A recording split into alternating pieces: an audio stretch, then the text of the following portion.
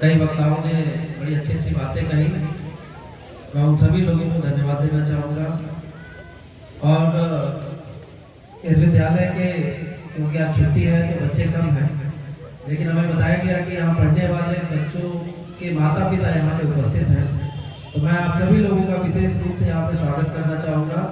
और माननीय सांसद महोदया की जो सोच है कि इस गांव में जिलाधिकारी आए और वो अपनी बात बताएं, जिससे कि बच्चे और बच्चों के माता पिता प्रेरित हों, उनकी सोच को मैं बहुत बहुत धन्यवाद और सलाम करता हूँ। चाहता हूँ एक बार जोरदार तालियों के साथ आप लोग इनकी सोच का सम्मान करें। देखिए, हर जो हमारे और आपके जीवन में अंतर आता है वो केवल सोच की बात होती है। एक व्यक्ति होता है जो बड़ी सोच रखता है, बड़े सपने देखता है और उस सपने को पाने के लिए दिन रात मेहनत करता है।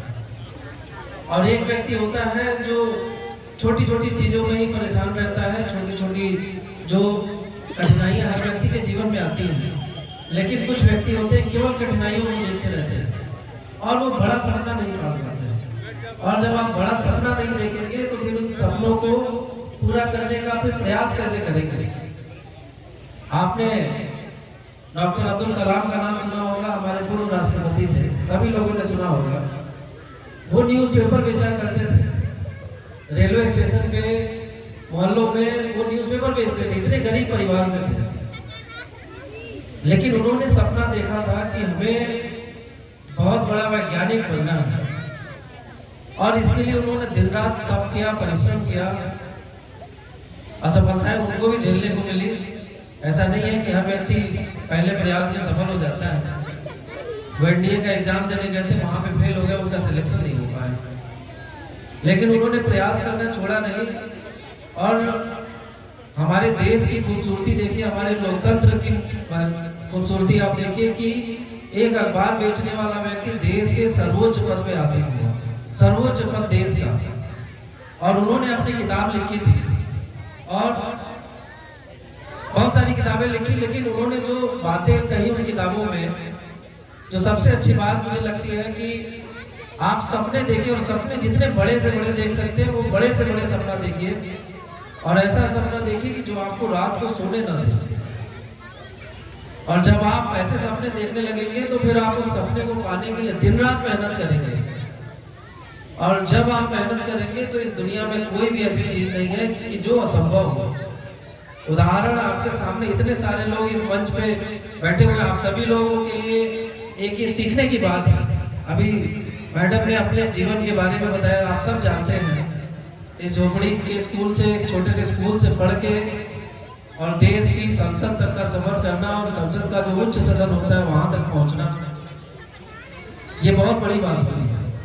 हमारे बहुत सारे डॉक्टर साहब हैं, न्यूरो सर्जन है, इतने बड़े हॉस्पिटल को चला रहे हैं, उनके बगल में बीएसए साहब बैठे हैं, बीएसए हैं, बीडीओ साहब हैं, सारे लोग हैं। हम सभी लोग इन्हीं परिवेश से गुजर के आज यहाँ पे आपके सामने बैठे हैं। और आज तो परिवेश बहुत अच्छा है, आज तो इतनी अच्छी बिल्डिंग मिलती है, हमें अध्यापक मिलते हैं, ड्रेस मिलता है, पुस्तक मिलता है, बैग मिलता है, सब कुछ मिलता है। हम लोग का जब समय था, मैं तो बहुत पहले का नहीं, लेकिन 25-30 साल पहले जब हम लोग पढ़ा करते थे तो ये सब सुविधाएं नहीं थी। लेकिन जो सीखने की ललक होती है वो होनी चाहिए। और मैं जो पेरेंट्स यहाँ पे बैठे हुए हैं, जो माँ बाप बैठे हुए हैं, आप जैसे ये दादी बैठी हुई हैं, ऐसी हमारी माता जी भी पढ़ाई नहीं करी है, वो अंगूठा लगाती थी। बड़ी मुश्किल से उनको हम लोगों ने अपना नाम लिखना सिखाया कि बैंक का चेक वेक साइन करना हो तो अपना नाम तो लिख लें कम से कम। तो आप ही की तरह हमारी भी माता जी थी, लेकिन हमारे पिताजी जो थे वो अलग थे।